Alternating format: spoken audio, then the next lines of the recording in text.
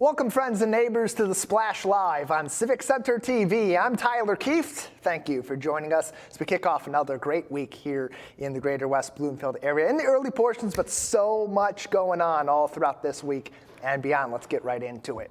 All throughout the year, Greater West Bloomfield's most enthusiastic learners engage with the West Bloomfield Township Public Library for events, for book clubs, for seminars, and more, all supported in part by the Friends of the West Bloomfield Township Public Library and fundraisers such as their annual used book sales. Civic Center TV's Jake Schaff spoke to Rosalind Yerman from the Friends of the Library to learn more about this year's sale and this staple of the library that supports programs all throughout the calendar. Well, book sales are a staple of Friends groups, and they're so important because they're a community event that serves all members of the community. We offer fiction, nonfiction, puzzles, audiovisual materials, CDs, DVDs, audiobooks. If you want it, we likely have it, and we have an abundance of material for low prices. Now, not only that, but with book sales like this, it also makes reading a little more affordable for people, especially providing them with cheaper alternatives and cheaper selections for people to read to help build their own collections. 100%, because they can get books to read themselves, for their parents to read from them. Maybe someone's taking an SAT test and they want a study guide. It just, it supports what the library does and provides reading material, puts reading material into the hands of everyone for low and affordable prices. Well, the Friends of the Library hold two book sales, one in the spring, one in the fall. Spring book sale will be held on Friday, April 10th through Sunday, April 12th. Friday is preview night from 7 to 9 o'clock p.m. for Friends of the Library, and people can join at the door. Sale hours are 9 to 5 on Saturday, and then we end the sale with Bag Day from 12 to 3 on Sunday.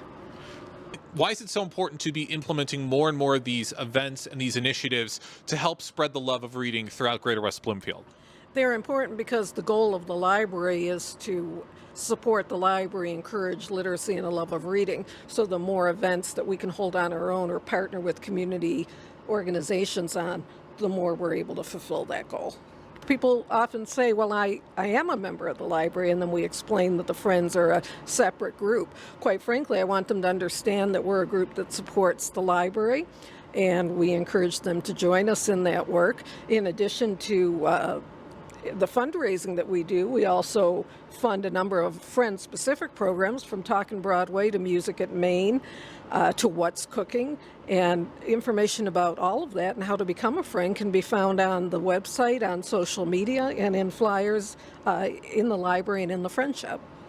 That website, wblib.org, and you can also follow the library across their social media, as Rosalind mentioned. It's at wblib.org or West Bloom LIB on Facebook and on Instagram, excuse me, for all the information you need to know on library programs, events coming up very soon, and those on their calendar later on in the year. Future heroes are clocking in for duty at West Bloomfield High School, learning life skills that could help them potentially save the lives of their family or others in their community, and maybe even turn into a career of service. Our team's Jake Schaff has the story. Right here in West Bloomfield, our first responders are hard at work teaching the next generation the many ways that this community stays safe. The West Bloomfield Fire Department has a fire club that meets every Wednesday courtesy of the West Bloomfield High School, where students and even some aspiring firefighters can learn crucial life-saving techniques and to see all of the essential equipment that the fire department uses up close.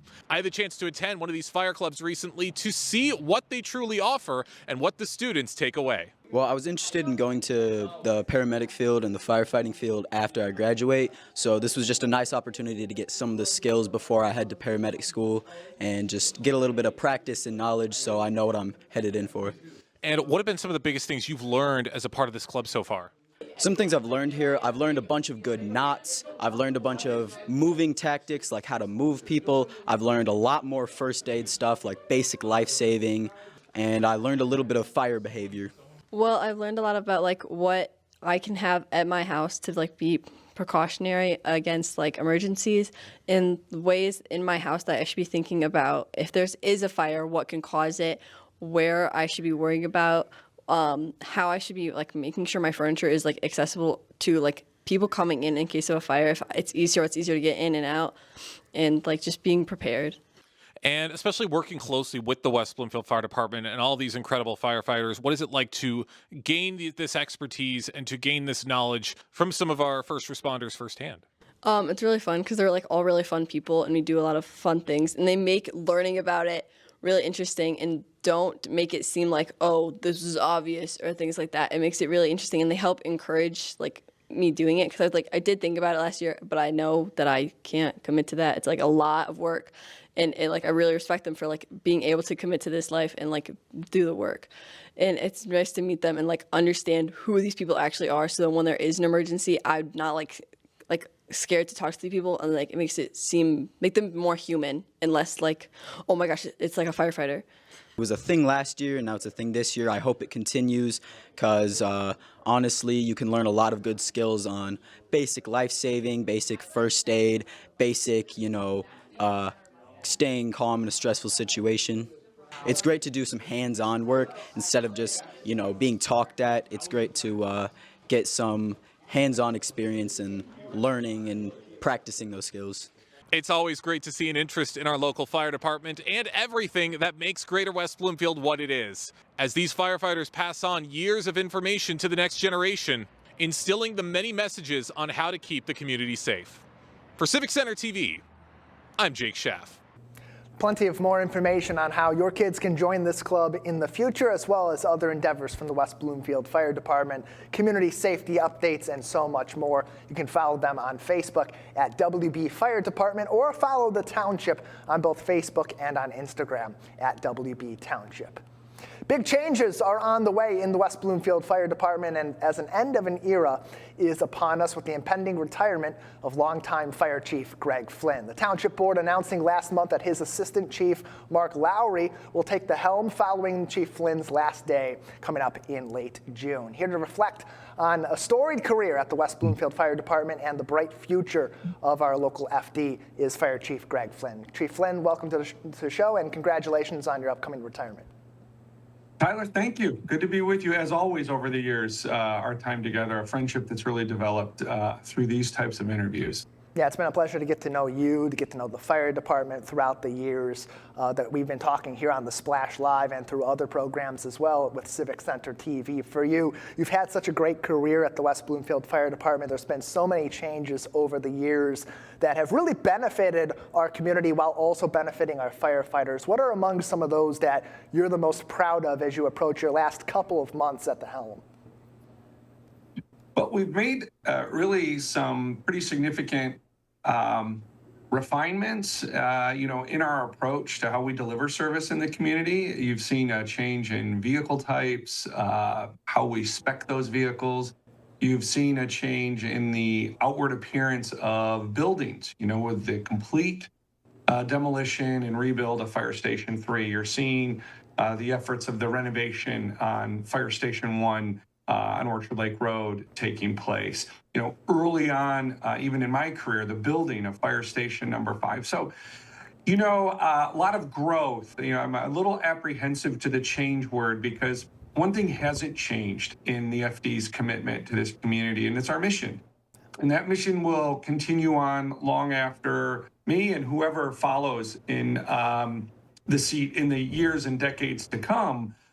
Because that is just a tradition that's been carried on from the chiefs before me and the firefighters before me as service and service to this community. It truly has been an honor and a privilege.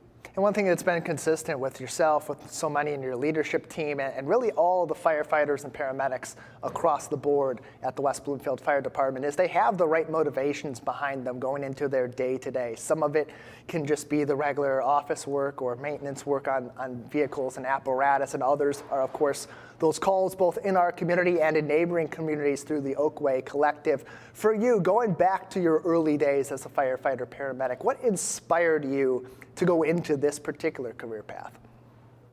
So my story was very personal, like so many.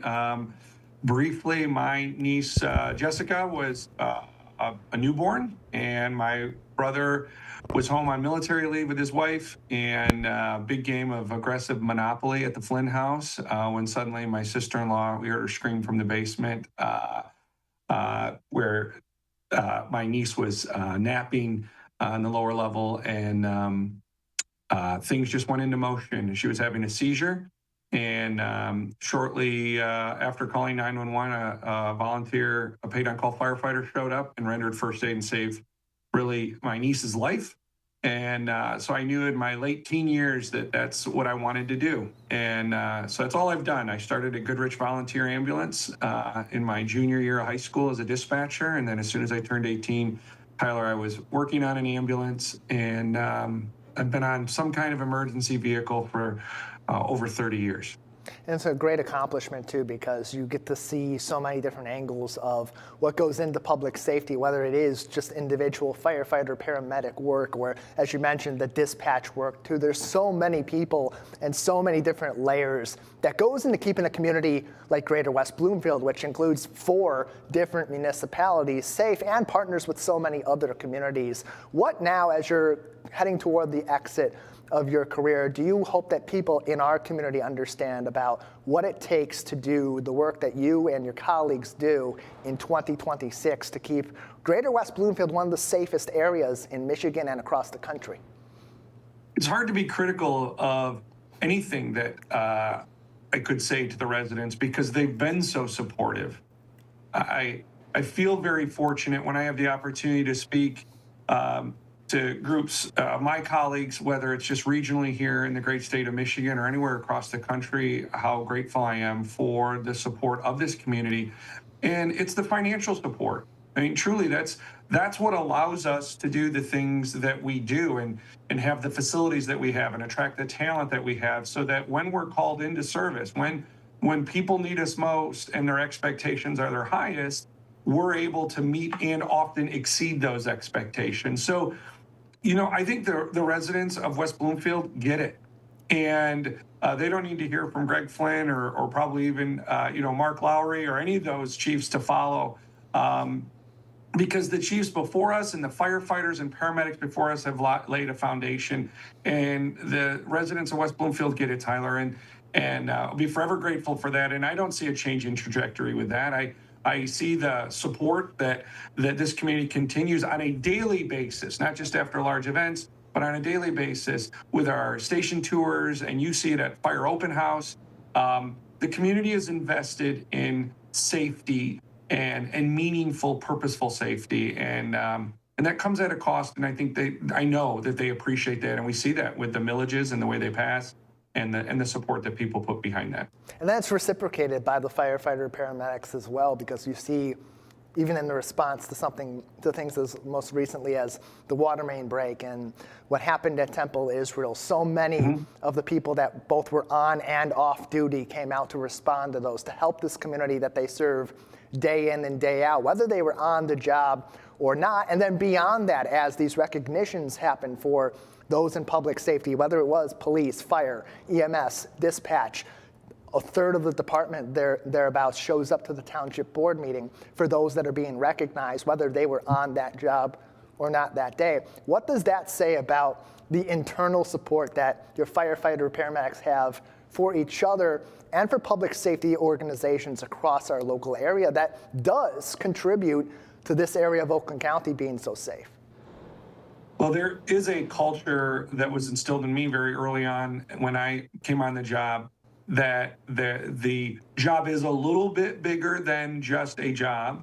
And you create this relationship with people. I think over the years, and this comes back to your question, but I've watched and been part of caring for people as they age in place, as we say, that they, kind of get older, and as different ailments might kind of progress. It's the paramedics that are alongside them. It's the firefighters that go and extinguish a fire and then see a family rebuild their home and replace things.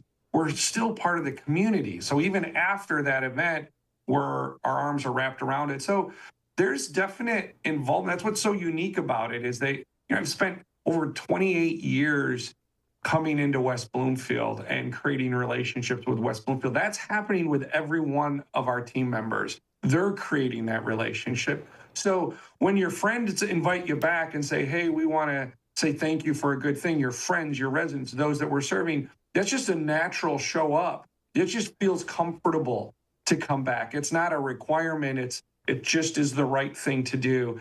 And I think that's what's unique about the WBFD. That's what's unique about working in this community, is that sense of belonging that comes with it. And with that is that commitment to show up for those important events.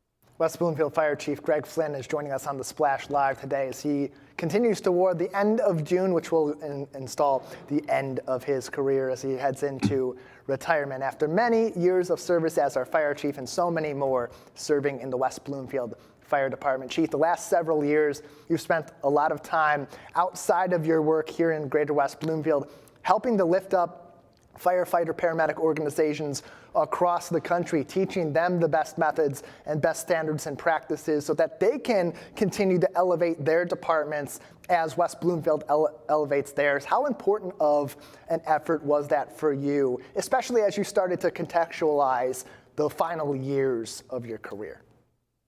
Well, the things that I get to share is really highlighting the good work that the men and women here at the WBFD do, the commitment of the community that we talked about, the elected officials that are willing to listen and understand and then step into solutions, my fellow department heads that all play a very integral role into the success of emergency services and ensuring people have benefits and payroll and just all of the things that go into government operations.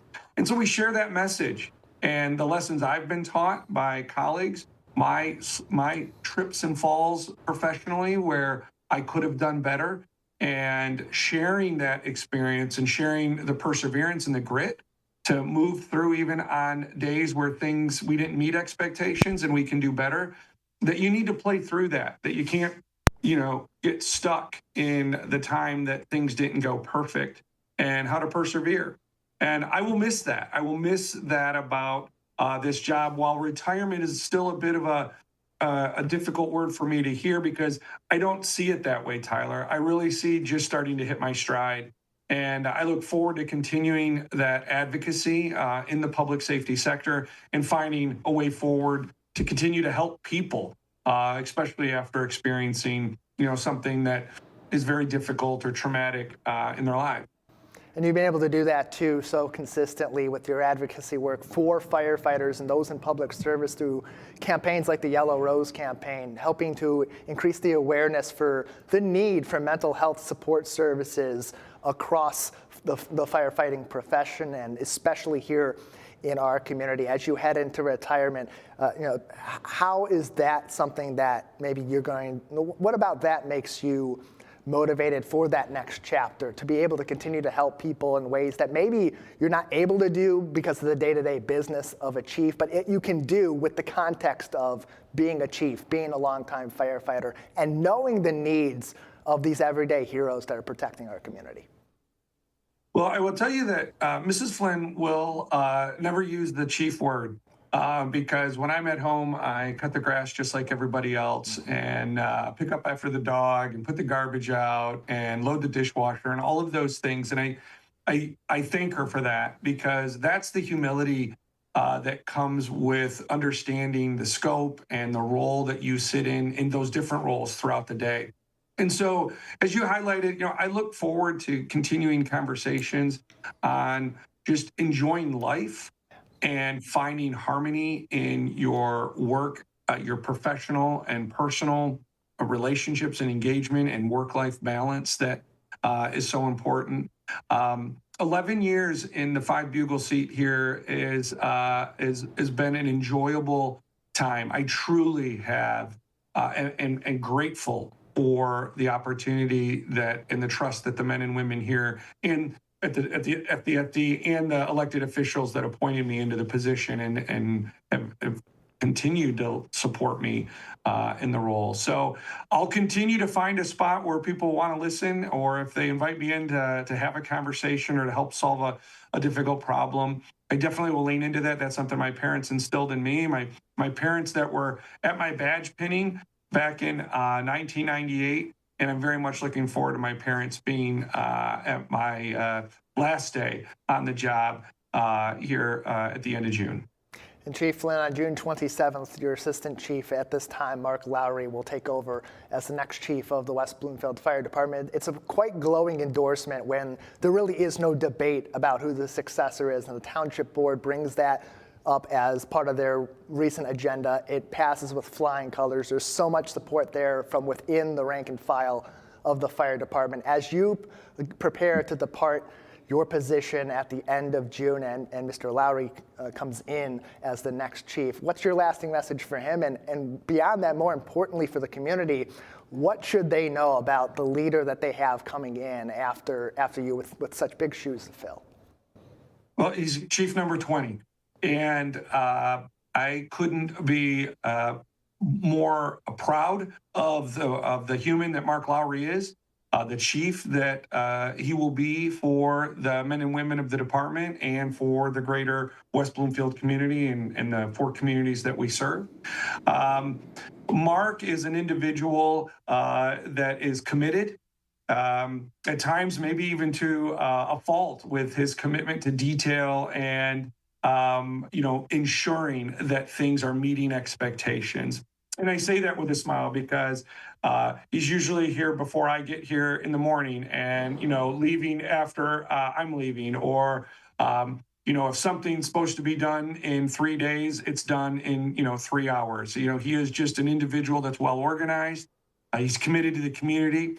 He always brings a smile into the room and energy. So I think there are going to be things that Mark is going to absolutely continue to build on. And then there will be the things that Mark will continue to improve and bring his touch and his expertise and his professionalism into that. And couldn't be more excited for him. And I think the community as a whole is going to be, he will exceed their expectations with his professionalism and his commitment to his position.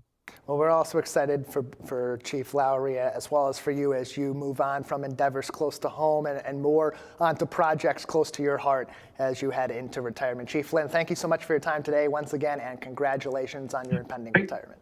Can I just put this on real quick? No, Go okay. Blue. All right. Well, at the time we're doing this, it is Trash Talk Tuesday. I got to take it. Congratulations. Big winner over there. And you know what? You're still the chief. You're still the chief.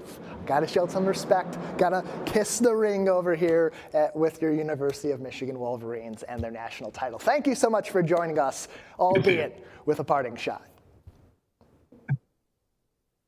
Chief Greg Flynn from the West Bloomfield Fire Department. You can keep up to date with them, not with the Michigan Wolverines, but with the West Bloomfield Fire Department, a far better organization, in my humble opinion. Visit them on their Facebook page at WB Fire Department. More information from across West Bloomfield Township is on wbtownship.org. All right, now I'm going to take another deep breath. I'm going to be a professional, because that's what I am, all right? And as much as my Spartan heart feels the pain of what happened in the last 24 hours before this interview is live, we are in the business of facts here at the Splash Live. And on this day, the fact of the matter is, following a 69-63 victory versus the University of Connecticut Huskies, the University of Michigan men's basketball team has won its first national title game in 37 years. It caps off an historic season for the Wolverines, led by Dusty May, just in his second season as head coach in Ann Arbor, and a short few years following a Division I title in football, won by many with local connections such as Donovan Edwards, Makari Page, and Coach Ron Bellamy on the gridiron. Joining me now to reflect on this historic moment in U of M sports is Greater West Bloomfield's biggest Michigan fan, a Wolverines football alum, and the co-founder of Hale Media, the happiest man in town today, along with one of the saddest men in town today. It's Doug Cohen joining us on the Splash Live. Thanks for coming on the show, sir. Well, thanks for having me. And yes, that was a whole lot of facts you just spit out.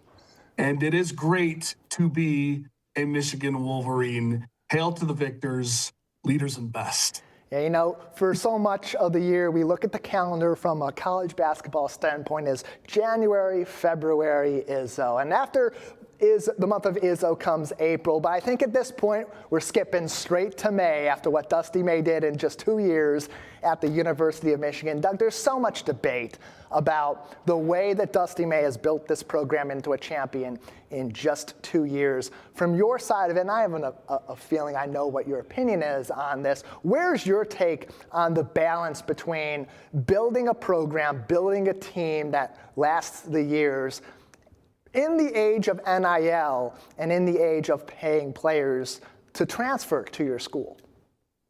Well, I mean, listen, Dusty's done it in an incredible fashion. He mastered the current landscape, whatever you think of the current landscape, and it is broken.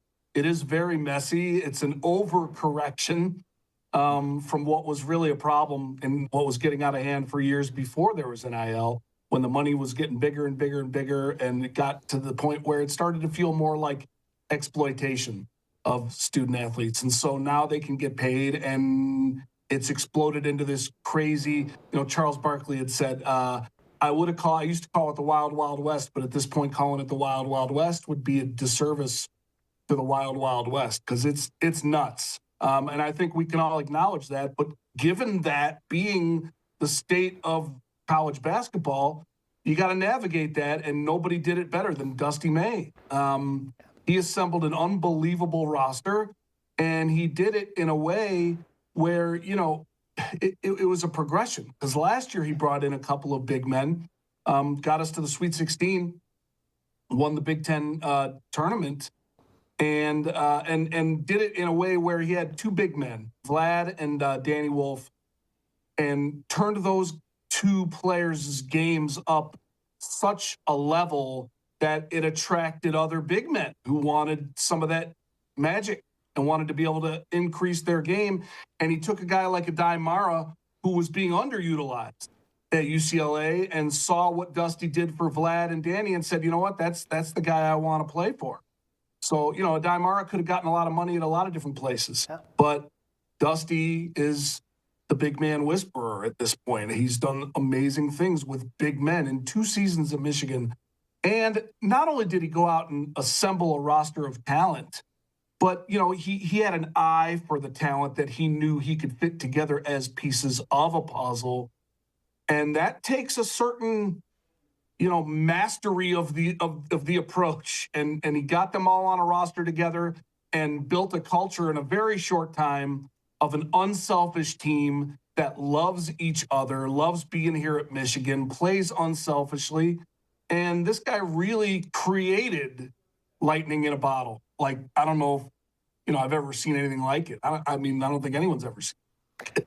Yeah, and there's something to be said, too, about, look, you can say, oh, well, he bought this championship team. It's not a real team. But at the same time, you have to look at it from the other side of it of, you can bring all these great players in. You can pay them tons of money to come to the University of Michigan. That doesn't mean it's going to be a cohesive unit. That doesn't mean it's going to be a consistent winner. And it doesn't mean that it's going to translate to the round of 64, the round of 68, the round of 32, 16, Elite 8, Final Four, and a championship game. There is that process to it. And so, Doug, especially now as you have that pulse with Hail Media on how former players, former coaches, those connected to a program like Michigan feel, what's their thought on this new era that's taken over Michigan, a school that, much like my alma mater at Michigan State, does have a tradition of connecting with its players and building a culture where there is that familiarity, especially now in an era where, hey, look, the benefit is you win a title. The drawback is there may not be that strong connection that builds over 3 or 4 years. Yeah, I just think you have to adapt to it, and I think our alums have adapted to it. They just recognize this is the way it is. And I think the fact that these guys, these guys truly, from the moment they stepped on campus, they embraced being here. And I think that really, everybody welcomed them, and they enjoyed being welcomed. They enjoyed being at Michigan. I think the fact that they embraced it the way they did allowed us to get to know them in a short period of time and appreciate the type of ball they played and the type of team they really were. So I think everybody really appreciated that. there's a lot of teams that tried to bring in transfers. I mean, and if we're just talking about your alma mater, they brought in 4 transfers too. Yeah. Just as many as we did in this offseason. We just happened to bring in the guys that fit what we were trying to do and assembled them. Not just did it translate into Sweet 16 and Elite 8 and 5. It dominated. We dominated in historic fashion. I mean, going back to that trip out to Vegas when we blew away San Diego State, Auburn, and Gonzaga like they were nothing. I mean, we tore through the NCAA tournament with a bigger margin of points victory combined than anybody ever has, I think, in history. I think it was like 114-point differential. And so that's just, it's hard not to be excited and not appreciate it. And, you mentioned Hail Media. Listen, our basketball show on Hail Media is Go Blue Hoops, which is hosted by Tim McCormick. And we had just from this year's roster on the show, this year we had Will Cheddar, Adai Mara, Yaxel Lendeborg, Namari Burnett, Winters Grady, and Merez Johnson Jr. All those guys came on the show, and they all talked about Michigan, how much they love Michigan and their teammates and Dusty and the culture and how they play together. They didn't talk about themselves and their future and their NBA aspirations or the money, or they didn't really want to talk about any of that stuff. They wanted to talk about Michigan. So I think it was hard not to embrace and appreciate this if you're a Michigan fan or alum. They embraced it, so we embraced it right back. And it seems, too, throughout the history of Michigan, when they're on the up and up, when they're playing really good basketball, when they're consistently winning games, competing for Big Ten titles, competing in the tournament, winning or positioning themselves to possibly win championships, there is that pride for basketball. And when it goes away, you become a football school again. But what does something like this do for both now and into the future, as Michigan now is a powerhouse in both of the major prestige sports, in football and in basketball? Yeah, well, and listen, I think it just kind of validates and expands the brand and the power of the brand as a whole, because Michigan is such a powerful brand to begin with and internationally known. It's such a recognizable brand. And on top of that, we're about to win potentially a hockey national championship this weekend, which is just insane for the juniors and seniors at Michigan now to have had a run while they're students there of winning a football national championship, a basketball national championship, and potentially a hockey national championship all in 3 years is crazy. And that stuff does, there's a direct correlation between sports championships and the number of applications that come in for the school. It's only going to help, the kind of the rich get richer type of paradigm. We're going to continue to build our brand and the prestige of the brand with all of this success. And don't forget, not only was this the best men's Michigan basketball team we've ever had, we just had our best women's basketball team we've ever had in our history, with a 7th-ranked finish and another, only our second Elite 8 appearance and 28 wins, which is the most in our history. So and we have a women's show on Hail Media Group as well, which is great, which is Nolan and Hobbs, hosted by Maddie Nolan and Jordan Hobbs, who are both great players at Michigan and are both currently playing in Europe. So we've been able to, it's been a great ride for us at Hail Media and for me to be able to cover these two teams and produce a podcast for both as they have such historic seasons. So it's really been, it's been a great ride, and it is. It's Hail Media Group on YouTube and Facebook and all the other socials. It's all one word, Hail Media Group, and you can check out all of the podcasts there. There's a ton of content. Yeah, it's a great way for you to dive into Michigan sports from both fans, former players, and active players. Also get a full perspective, including any professional broadcasters on top of that, like Tim McCormick, that are going to be able to give you such great insight, especially in a time like this where Michigan sports has never potentially been at a higher point than in this moment in time. Doug, before we let you go, we are up against it. You mentioned some of the ways that Hale Media Group has been covering this historic run of championships for the University of Michigan this season and the excitement behind some of their other teams, including the women's basketball team that Kim Barnes-Arico has built into its own power in its own right. How does Hale Media take a championship run like this from football a few years ago, men's basketball, possibly hockey, and the up and up of teams like the women's basketball team, and get fans even more involved into their favorite school? Well, it's just upon us, really. It falls upon us to make sure that we're putting out the greatest content that we can, lining up great guests, having really thoughtful interviews, and good production value, good consistency, good talent around the creators who are hosting these shows. And I think we've done a really good job with that. And now we've got sponsors as well, which is great. Michigan Medicine came on board to sponsor the Go Blue Hoops podcast, which is fantastic. So that's a great brand to have on board supporting us. Football Alumni of Michigan is involved as well, which is a great organization, which is kind of what Hale Media originally arose out of. So we've got some great support around us, and we've got great insight coming from our creators and our guests. I mean, you mentioned Tim McCormick. Tim McCormick does such a fantastic job. Listen, as a former football player, as a football guy, and we've also got football shows, and we're adding more. As a matter of fact, we're going to be launching a show with hosted by Caden Colasar, which we're really excited about. He played on the 3 recent championship teams. And what was I lost my track of thought. Oh, what I was going to say is Tim McCormick is so knowledgeable and so insightful. And I'll tell you what, you watch his previews of upcoming games and keys to the game, and then you watch the game and it plays out exactly as he laid it out. And I think people have really appreciated that. You see in the comments, people are really, I think, digging the fact that they can tune in, follow the team, and get the real, the real insights. The same with Maddie and Jordan Hobbs, Maddie Nolan and Jordan Hobbs. We've just got people that know their stuff, and that was kind of what we set out to do, have former student athletes tell student athletes stories. Not, these are the people who made these things happen and know this stuff. They were in the arena. They were on the field. We've got hosts that know what's going on, and they have access to former athletes who respect the fact that they're coming onto a show with a host who played. So as long as we keep doing that, we know that the quality of what we put out is going to be there, and it'll allow us to continue to build, add more shows, which we're doing, and we're on our way. We're really excited about it.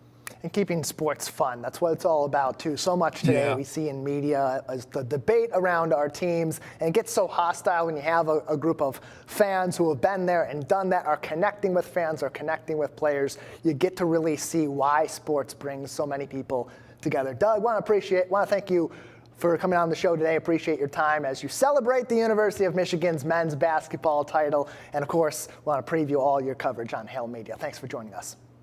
Thanks for having me, and I appreciate your humility, because I know this was not the outcome you wanted, but I appreciate you, Tyler. Oh, the careful balance of not wanting your greatest rival to win a title while also not rooting for the team that ruined your hopes and dreams in 2026. Oh, the careful balance. Appreciate it, Doug. You can find Hale Media across social media at Hale Media Group, and find them on Substack as well. Now they're at halemediagroup.substack.com.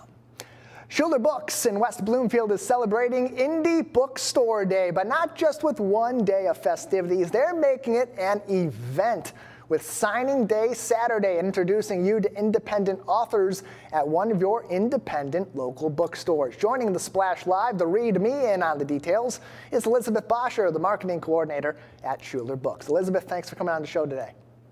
Thanks for having me. Glad to have you on as you get into this way of celebrating Independent Bookstore Day, Signing Day Saturday, a way to not only get people to their local independent bookstore, but get to know not these big time necessarily national New York Times best-selling, top of the charts authors, but those that are independent authors themselves that are on the up and up. Let's start with that. Why was that the important angle for our local bookstore here in West Bloomfield to take as they celebrate Indie Bookstore Day? Yeah, absolutely. So Indie Bookstore Day is a one-day party celebration that happens all across the country at independent bookstores. But this year we felt like it was really important to also, along with thanking our customers for choosing to shop independently with us, to highlight some independent authors. And an independent author is going to be someone who's at either a really small publishing house that is independent itself, or that they are self-published. So not with one of the big guys, not getting big marketing budgets, things like that. And we love to look for ways that we can support these local indie authors through our stores. And so this year we're bringing in a handful of indie authors to sign books at our locations. And specifically in West Bloomfield, we're bringing in author R.R. Bricko, who is a local science fiction author, and he will be selling his science fiction book and eager to chat with people.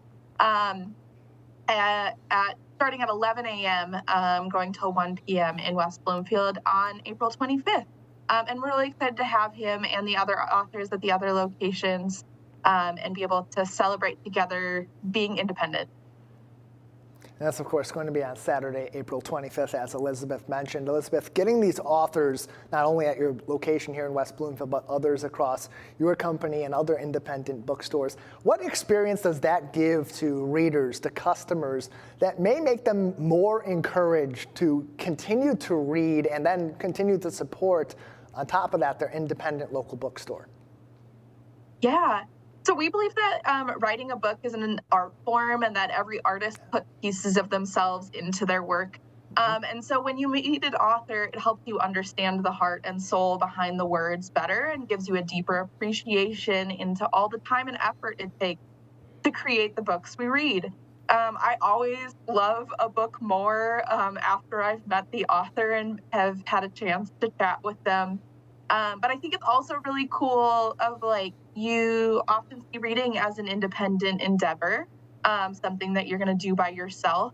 But meeting other readers, meeting the author, helps you feel more connected to the ecosystem of books and fellow readers, and that at the end of the day is actually not a solo endeavor, that we're participating in these things together, and it's all part of being part of a community. And so I think that's really cool. Especially today, building a community of independent bookstores, a community of independent authors. Why is it now more important than ever for your kind of bookstores and for these authors to build that cohesive community, not only in our local area, but really across bookstores throughout the country? Yeah. So I think now, like, independent bookstores have always been a gathering place, a community gathering place, and we hope to be that every day. And to offer things through our bookstore like education, escapism, entertainment, a place to gather, and a real connection to your community. And we don't take that lightly, because and neither do other independent bookstores. Independent bookstores are as diverse in their approach to this business as they can be. But the thing we have most aligned is the responsibility to be reflections of our communities and listen to the needs of the people around us to create safe and welcoming environments. Things are more expensive than they ever have been before. Loneliness is at an all-time high, but independent bookstores are places where you can come find community, feel more connected to your community. And we don't believe that reading is a luxury item. We hope that you think it's kind of a necessity to your life, that it can bring really great things to your life. But even if you don't come in and buy a book, hopefully you can come in and just feel a little bit more connected to your community. And it seemed too, Elizabeth, as e-commerce became more predominant, that our local bookstores started to go away. And then in recent years, we had these local independent bookstores somewhat come back in certain communities, certainly here in West Bloomfield, where there's been quite a lot of momentum for Schuler Books. Why do you believe that in a community like West Bloomfield and the Greater West Bloomfield area, Schuler Books, our local independent bookstore, has been able to build such momentum and, like you said, become one of those community gathering places? Yeah, I think Particularly in West Bloomfield, we've seen that a lot of people go to work, go to the grocery store, go home, but don't really have many other places to spend time in. Your local library system is amazing. Let me say that first. Let me also be in support of that. Go check out your local library as another place to find community and hang out. But if we can be an additional place that you can feel more connected, have a place to spend more than a couple minutes in, that you can like wander and discover something new. Unlike the grocery store, you're not always on a mission when you come into a bookstore, but we hope that you can just find good enjoyment and chat with a staff member. They're always eager to like talk about books with you, even if there's not other customers in the place, in the store when you're there. But anyway, yes, we've found great acceptance in West Bloomfield of who we are and what we're trying to bring to the community. And we're really excited about the momentum that we've been building there. And Independent Bookstore Day, Signing Day Saturday, these sorts of gatherings help to raise awareness for our independent local bookstores and get people out there. As you do continue to compete with some of the big box stores, certainly with e-commerce organizations, what are some of the unique challenges that independent bookstores face today? And lastly, Elizabeth, how can the community help to bridge some of those gaps and keep our independent local bookstores alive in Greater West Bloomfield? Yeah. Like any small business, we're definitely in competition with the big guys. Technically, we're also in competition with our other indies, but we don't really see it that way. We see that when all the independent bookstores thrive, we thrive together, kind of in competition with these big guys. And we know it's a really big deal when people choose to shop with us. And we know it's a choice. You can go find a book cheaper somewhere else, but what you're not going to get is that connection to your community, the curation that we do in our stores to make sure that we're bringing you books that you all are really excited about, the conversations that happen with staff members who can hand sell you a book, tell you why a book is great right there on the spot. That's what we're trying to capture and give to you as a customer. But we do know that it's a choice that you're making to support us. And we're really, really thankful for all of the people who choose to support us in that way through buying a book. But you can also support us in other ways. We have a really robust events calendar. We would love for you to show up to an event in our store. We would love for you to follow along with our social media and interact with our posts, or just come hang out for a little bit. And then maybe buy something, and that would be great too.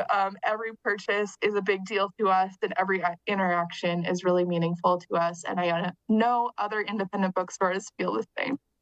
Located in the Gateway Center just before Northwestern Highway on the boulevard on Orchard Lake Road, it is West Bloomfield's independent local bookstore. Schuler Books. Joining me from Schuler Books has been Elizabeth Basha. Elizabeth, thank you so much for joining us today. Thanks for having me. Glad to have you on. There's signing day Saturday, April 25th, going to be at Schuler Books location on Orchard Lake Road in West Bloomfield Township. Find more info on Schuler Books events, sales, and more on schulerbooks.com. That's SCHULER books.com, or follow them all over social media, Facebook, Instagram, TikTok, and more at Schuler Books. Two superstars of Detroit commerce and conversation are coming to Greater West Bloomfield very soon. They'll be here to enrich the small business community with the latest trends, some always helpful motivation, and to answer their questions in order to help our shops, stores, and services take their business to the next level. Greater West Bloomfield Chamber of Commerce Executive Director Suzanne Levine joined the show recently to provide a special preview. Suzanne, thank you so much for joining us today. Good morning, and thank you for having me. Of course, always love hearing about these events throughout Greater West Bloomfield to give these business leaders a chance to mingle and a chance to form those ever important connections. So I got to ask, what inspired the Chamber to organize this year's Leadership Luncheon, and what makes it unique? I think that the community really is interested to hear what some of our leaders have to say about the trajectory of, business this year. I mean, we know that there's so many global events that impact local, our local businesses. So I think it's really imperative that we get some of the experts that have a pulse, literally, on what is going on and how they can try to protect themselves or how to sustain their business during these very challenging times. That's right, and we need the right hosts and the right speakers for this event to truly tackle the pulse of everything, quite literally, as you said, as we have Roop Raj and Casey Crane, who were selected as the speakers for this event. What went into the decision to bring these guys on and to have them be the leaders for this prestigious event? Well, they've done it before and they've graciously agreed to do it again. They are so dynamic and they understand not just local, regional, and national, but they also understand the geopolitical effects of everything and how it impacts your life daily, whether you're a business owner or you're just trying to live your life. So they offer a different perspective, and it's so unique and wonderful that we had to call them back. I'd imagine so. And as you said, very prestigious and very great backgrounds for both of these speakers, especially Casey Crane. How does his experience in business leadership translate to actionable advice for attendees? Well, a lot of people might not realize this, but Crane Communications is an international magazine. So they have a really unique perspective on how to take the macrocosm of what's going on and bring it down to the microcosm of what's going on. So, and how it will impact business going forward. So he has so graciously agreed to do this. He's so busy and he gets to interview world leaders. And so he has a very, very diverse and very unique perspective on what's going on. And of course, you know, it impacts his business as well. So I'm just so actually honored that he feels that he wants to do this for our chamber. I'd imagine so. It's great to have both of these guys at the helm for something like this. And there's going to be so much material and so much information for all of these attendees to absorb and to take in with this very immersive event. What key leadership lessons do you hope attendees walk away with at this leadership luncheon? Well, besides the important connections that they can make with other business owners and some of the other business leaders that are in our community, I'm hoping that they'll find a way for some strategies to make sure that they not just survive, but they thrive during these challenging times and going forward. And as we know, you cannot rest on your laurels. You might have, you know, a thriving business, but nobody knows what the future brings tomorrow. So I think it's really imperative on business owners to constantly think about how they can reinvent their business, how they can attract new customers while sustaining the old ones. I would agree, and I want to go into that just a little bit more because especially here in West Bloomfield, where we have a very vibrant business scene with so many small businesses, so many connections, how great is it to see this kind of expand a little bit, especially reaching out to someplace in Bloomfield Township and to hopefully benefiting even more people beyond just this community?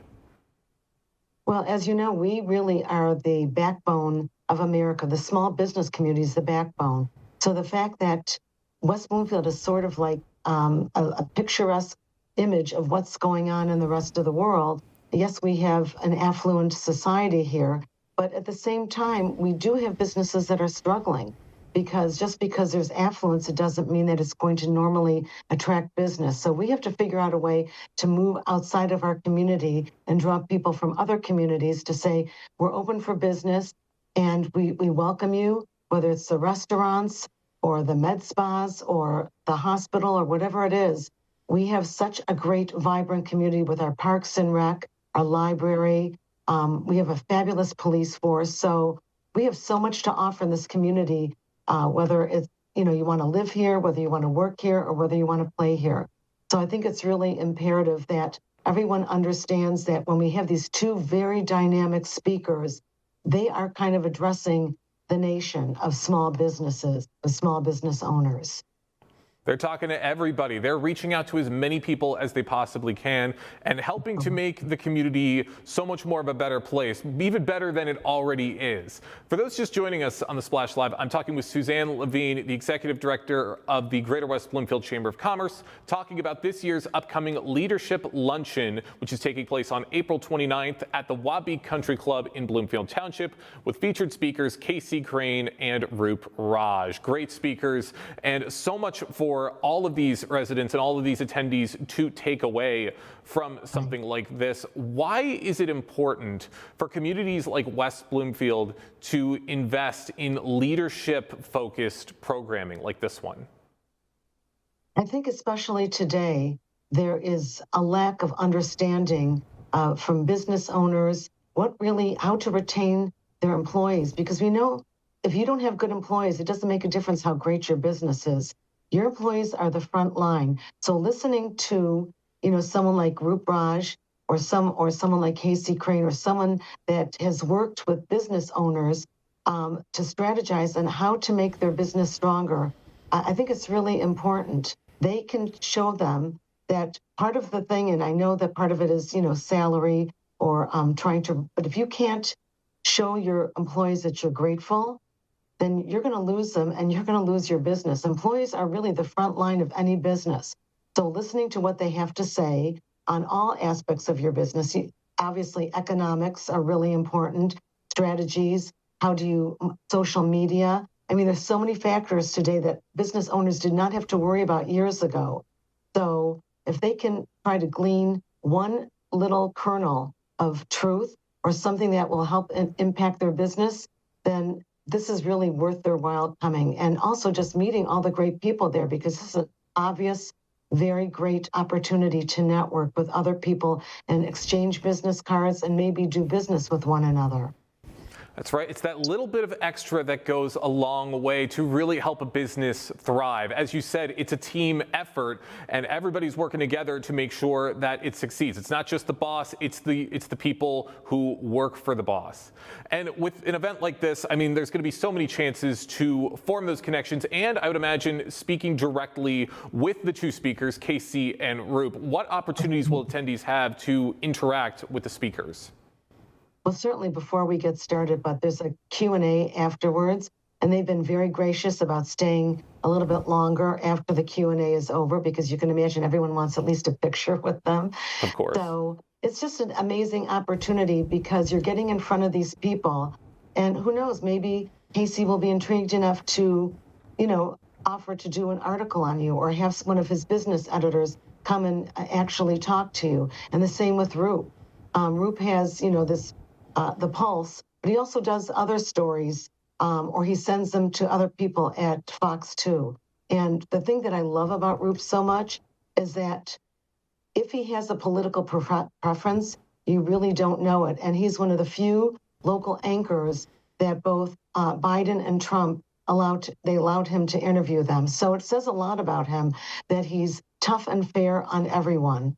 And so this is just a great opportunity to pick their brains, to find out what a true leader looks like, because a leader can't be so far ahead of his troops that he doesn't know what's going on. He really should be embedded with the troops, or maybe even behind them, and try to inspire other people to lead. That's what a good leader does. They don't take all the credit for what's going on. They really try to inspire the people around them to become leaders.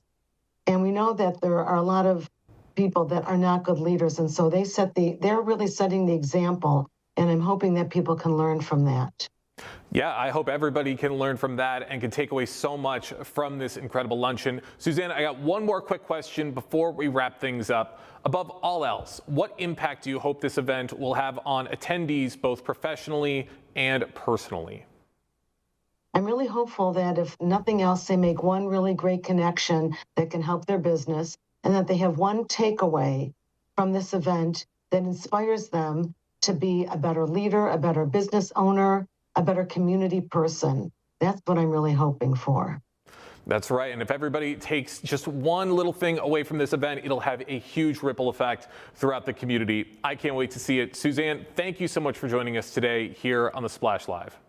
And thank you again to Civic Center TV and you and the whole crew for always covering these events, because I think it's really important. If someone is unable to attend, then for sure they should watch on CCTV. A great way to learn so many lessons from people who have had such success in their industries. Rup Raj in journalism and broadcasting, and of course Casey Crane in business as well as in publication, who will both be hosted by the Greater West Bloomfield Chamber of Commerce this month in April. Stay tuned on civiccentertv.com for our coverage as they teach our businesses here in our community a few lessons. And hey, look, you can learn a few things from them as well that could make your business or maybe your idea come to fruition right here close to home. That's going to be our show for today. I want to remind you that television that's close to home is always online on civiccentertv.com and across social media. Big thank you to our entire crew making the magic happen behind the scenes. Jake Schaff, Calvin Brown, of course, Jonathan Montgomery out in the field as well. And here's to you for being part of today's adventure alongside me. For our entire team, I'm Tyler Kieft. Live, local, social. This has been The Splash Live on